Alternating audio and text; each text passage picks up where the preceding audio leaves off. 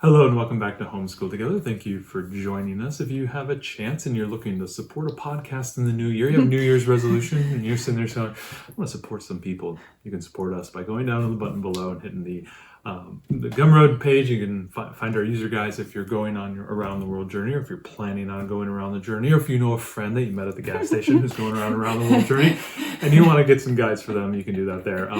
Ariel, we were in Korea. And the reason why we studied Korea this week is why? We have a new Korean restaurant in town. We do. And so we wanted an excuse. Being flexible in our homeschool, we pulled it in and we said, we got to go to a new restaurant. So we're going to study Korea this week. That, and I really wanted to eat the bulgogi. I'm hoping that's the right way to say that. Bulgogi beef that they had at Costco. So it was kind of a, two birds, one stone situation. So we studied South Korea and it was really fun. And along with that, we did the marine biome because so much of their culture and life surrounds the ocean. Absolutely. So these aren't, I'm not crying. Those are onions you're cutting. This is Danby. Oh yeah, Danby leads the school parade. This is really cute. It's such a sweet story, great immigrant story, great story about crossing the language divide. So often our children end up running, like we've gone overseas a little bit and we run into children who don't speak the same language, and our kids have had this, and kind of transcends, watching children transcend language and being able to connect just on an emotional and a play level is just really great. And so it's a story about a young girl who came into a class, doesn't really know what's going on. She struggles to understand the language, but by the end of the day, she knows how to write her name in English, and she connects with a young student, and she had a great day. And it's very emotional. It's very cute, and it's great for kinder. So it totally identifies. It's a very sweet story, even if you weren't studying South Korea. If you wanted to just have a story about acceptance, or maybe walking into a new situation that your child is a little nervous about, this would be a really great story to use for that situation. Tremendously good book, well worth the purchase if you have a chance. Yeah. The Ocean Calls, the Hyenyo. Mermaid story. Great story. Yeah, this is really cool. About powerful women doing these are fun free things. Divers, right? Free divers who go off the coast and they dive for pearls and different shells and different things. It was like sea urchins too, right? Yeah, they kind of catch a lot of stuff. And this young girl is kind of coming into age, and she is trying to be like her mother, like her grandmother, like her aunts, and being one of these free divers. And she had her first chance, and she gets to go into the water, and she's very nervous and scary, but she realizes this great world that she's able to share with the elder women in her community. Yeah. Really awesome. It's a legacy story. We have a recommendation a little bit later about a movie, so we'll tie into this, but this is such a great book, really fun, really kind of explores the idea of, our girls don't know about free diving, and what's free diving and going to the water. It got into a little bit of a rabbit hole where our girls wanted to watch. We started watching lots of different videos about free diving competitions, and anyway, we got into a big rabbit hole. But this is a really great book, especially a good book about family and legacy. And if you want to tie it in with, of course, studying marine as a biome, this works out really good too. That's a beautiful book too, in the artwork as well. Ariel, bibimbap. I love bibimbap. It's one of these rhymey ones where basically the parents are, preparing the bibimbap for this little girl and everything. And she's like, and I want some bibimbap at the end of every page. Yeah, at the end of by a little bit over halfway through the story, our 5-year-old was like, bibimbap. She was all into it. So it's a great book for little kids. It would be even good for, preschool. It's funny because I think of this as very much like right in that pre-K kindergarten zone book. But our 3rd grader was like, don't read bibimbap without me. So I think it transcends, and I think it's a great, obviously food is so well tied in with culture. And this is it's so cute. So definitely if you've got a kinder or anyone, try this out. And then if you want to extend the study too, make some bibimbap at home. And I believe at the end they have a recipe in the book. Right. So that would be a really great way to tie in an easy food related study with a book. So need a little bit of chapter book. It's a short week, but we have a wonderful Mindy Kim and the Trip to Korea. Yeah, this is a really good one. So there's a few different Mindy Kim books. She's a Korean American girl, and the other books are all her. It's funny, our kids are now wanting to read the rest of the Mindy Kim books, but the other books are all set in the United States, I believe, and just her story as a young girl. But this is her trip with her father and her father's girlfriend back to South Korea, where her grandparents and her aunt and uncle live and her cousins.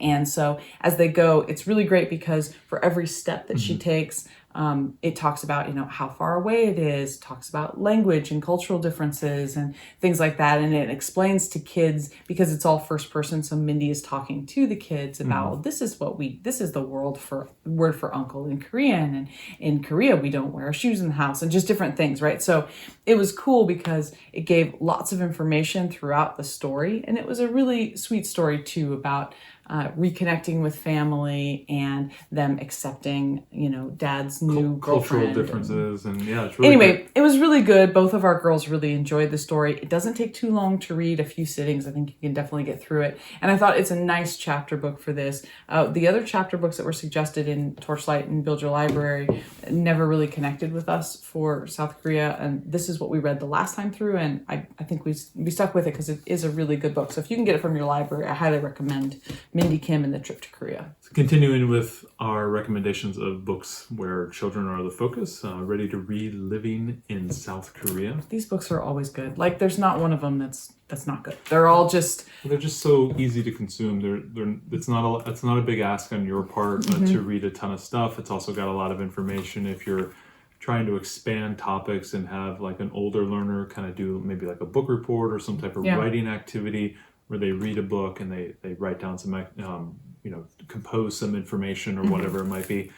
These books are just so like perfectly in tune with that. If you're trying to combine something, they're really great for just easy information that younger kids can absorb. And the libraries have them. I think these are just kind of a given. Whenever we decide to study a new country, like the very first thing I search for is living in, and I look for these books. So definitely don't forget to pick these up for whatever country you're studying. With the biome, we were studying the ocean, so we went ahead into our library, Buza Library, for the eyewitness books and pulled out the ocean book. Obviously, you can find any ocean. We have the big one downstairs, the DK Oceans, because it's got an exclamation point. This is kind of a fun one. As always, the eyewitness books are great. The way that we treat these, we don't read through the whole book. We kind of skim the pages, and the pictures or artifacts are things that stand out to our kids. And if there's a relevant section, we will read that. But other than that, it's just kind of a library and a book.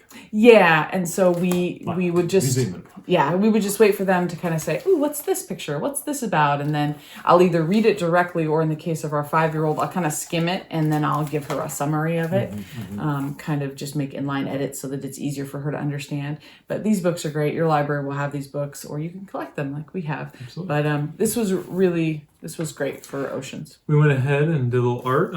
My youngest want to do a Korean princess. I don't even know if that's Korean princess. She loves all kinds of printouts. Printout and color is her big thing. We made Korean fans with the Korean flag on them. Yes. I mean, look at that. That's good artwork. Yeah. Really nice. We made those. It's like very cold. It's like January right now. We're like freezing in here. But yes, our kids love art, and they love paper crafts. Partnering especially with the Haenyeo Mermaids story, we have Little Mermaids. How did you get these Little Mermaids? Well, we dug them out of little shells. This was a gift to my daughter. I know all of you are sitting at home, and you have that shelf of like gifts that you've gotten at like the birthday party from the family that you kind of know, and everybody gets everyone the same thing. It's some like art box kit thing. Well, not many people do these ones though. These are the chip away. They're excavate things. They're all like in a it's a little clamshell. It's like a plaster or something. It's like a hard clay. Yeah. Oh yeah. Our youngest loves these. So this was given to our oldest, but our youngest, because there's 10 of them in here. I said, okay, she can do one. She's like, Daddy, I want to do another one. I want to do another. And so we have lots of these little mermaids. Yeah, so she has a whole collection now of Little Mermaids. But these are fun. So if you're looking for a gift, or you know that you're going to be doing something like this. Or if you're doing like an underwater study and you want to kind of tie in some underwater theme art project, these are really fun. I mean, we all have like, we opened up that cabinet downstairs. We probably got like a dozen of these things. Well, it started just different flavors. Started with a pyramid one that your mom got for the girls. And they did all kinds of eggs. There was dinosaurs. Anyways, Our kids love the excavation element. They have a really good time with it. So that was the books and the art. And so then movie recommendations. We didn't really do much in the terms of movies for the kids this week, but we do have some adult recommendations. We did lots of YouTube. So we did lots of YouTube about the mermaids, and we did lots of YouTube about geography and other places and things. So we mostly leaned on YouTube. But you're right. We watched Squid Game. So if you haven't seen Squid Game, we binged Squid Game. So it's really fun. If you haven't seen it at all, second season's about to come out. Yeah, if you haven't seen it at all, it's very adult and very bloody and kind of brutal. So just heads up. Another option, you could watch Parasite, which One Best Picture, which is also really great, also adult. And the other option is Minari, which was also up for, it might have won a Golden Globe or something, but that's also another good movie recommendation that I think is much more on the tame side. It's about a Korean family that immigrates to, I want to say Arkansas, and their experience. So that's one I wanted to watch, but you won out. That's an A24 movie. And I rarely get her to watch an A24 movie. I wanted to watch Minari, but we watched Squid Game. Yep. And the other thing that I watched was Exo Kitty on Netflix. That was my treadmill show, and I also binged that because it was really good. If you've watched or if you've read To All the Boys I've Loved Before, and there was that trilogy on Netflix. This is a spin-off about her younger sister Kitty, who ends up going to an international school in Seoul. And so it's really great for South Korea. It's definitely like a teen show, so this isn't going to be for any of your elementary kiddos because there are lots of teen level concepts and conflicts. Angsty stuff. There's some angsty stuff. There's some, adult stuff. It's all on a teen level. So if you have a middle schooler or older, your mileage may vary. Check it out and see if it's okay for you. But I thought it was great for South Korea to get a perspective of what it would be like to be a teen in South Korea and what's important to them and what's cool and just all that stuff. It was really well done, and there was lots of great visuals of Seoul. So anyway, highly recommend that. And then the last thing is, it wasn't out yet when we did this study, but there's a documentary on Apple Plus called The Last of the Sea Women, which is about the mermaids book that we read. And it's a brand new documentary that just came out. So if you have Apple TV Plus, probably by the time that you see this, it will be out. And then, you can check that out. It just wasn't out when we did our study, but that would be a great way to complement. It's going to be a lot of subtitles again. So, just be aware of that with your kiddos and who may not be reading yet. So how many times have we watched something where I'm narrating the entire time because it's all in subtitles?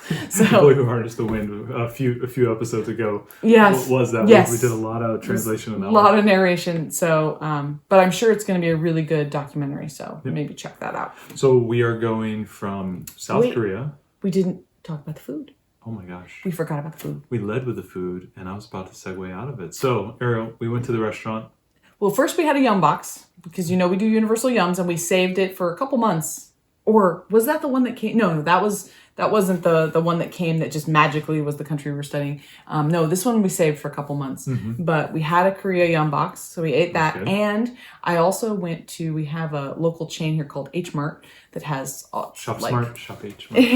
It's got all things Asian food. I mean, it's like an Asian superstore. You can kind of assemble your own yum box there. And I did. So we got Korean Oreos, which were like really thin, smaller Oreos. Yeah, and we got fruit snacks and chips and a bunch of other things that I had bought a couple months back, and I had just stored in the pantry waiting for us. I went to H Mart and I came back and I was like, okay, we're covered. We got Japan, Korea, we got Thai, we got some things, and we'll just hold on to them until we're ready. So we got to dig into that, and those made really nice kind of desserts each night where we would try something new. So it kind of felt like all week we had different Korean things to try. Slowly unbox all the way through. And then we went to the Korean barbecue. Yeah, new Korean barbecue, and it's one of the places with the grill in the center of the table. So a giant plate of raw meat, and you just cook it in front. And I was surprised the little one did not like the fact that there was something cooking right now. Our 5-year-old was very nervous. Daddy, we need to turn this off. This is hot. Yeah, she didn't feel very comfortable. If you've looked into any of the Korean barbecue places, it's a bit on the expensive side because it's a nice meal that you get. What we found, we ordered a couple of appetizers, and then we ordered one meal of the beef and everything. And because it has all the little dishes, it's got the cucumbers and the bean sprouts and the kimchi and all the pieces. That was enough for the four of us to split. So some rice and everything too. Yeah. Right. So it didn't end up being quite, because, each one plate of that is like, $40 or $45, something like that. So it's a little bit more expensive. So if you want to try it, you can go in and kind of add a couple apps and then just do one of that. We got the bulgogi beef, right? Yeah. And so we had that, and it was delicious. We had a great time. It was a fun experience to grill there. And it was kind of funny because we were trying new things, and even the young one who's a little reluctant to try things like that was happy to at least give a taste, and she liked a couple things that we did not. She liked the cucumbers. So we know a lot of people have those picky eaters, and we all have the issues. And our youngest her issue is meat. Like she only likes certain types of meat that are like ground and taco flavored, or dinosaur shaped. Dinosaur shaped, where we're mocking the fact that birds are dinosaurs, and we're putting them in chicken nuggets. Anyway, dino nuggets, and it's like a total circular name, whatever. She really tried it, and she tried a bunch of different things, and she liked a few things. So again, it's just that effort of just trying to expose her to more food. We realized that with our oldest, doing this food exposure thing really helped her get through some of those food phobias that she has. Yeah. She still doesn't like things touching, which I totally understand. But you don't like things touching. I eat in a clockwise fashion. That was something that I had to point out to the wife early in our relationship. Nearly broke the deal right out the bat. You eat clockwise? Yeah, I turn the plate. So the best thing is last. Anyway. He still eats that way. Tonight, in fact, I was watching as you ate. You were like, bread first, then the soup, then the Caesar salad, because the Caesar salad was your favorite. That was exactly how you ate it. I was like, sometimes I just watch you. I'm glad someone's watching me. Anyway, we're getting off the rails here. We're going off to the Middle East. Yeah, should be fun. We're going to find somewhere in the Middle East to talk about. We got a bunch of cool books. We're going to figure out something fun to do, and we'll come back and see you guys in about a week.